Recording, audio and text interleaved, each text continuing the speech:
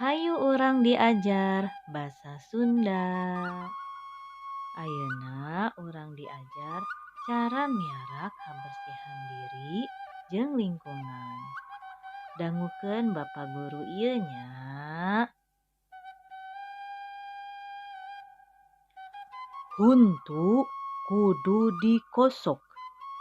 Artinya gigi harus digosok. Mandi sapoe 2 kali. Artinya mandi sehari 2 kali.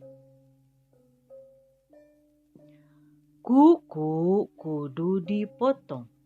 Artinya kuku harus dipotong. Miceun runtah dina wadah runtah. Artinya membuang sampah di tempat sampah.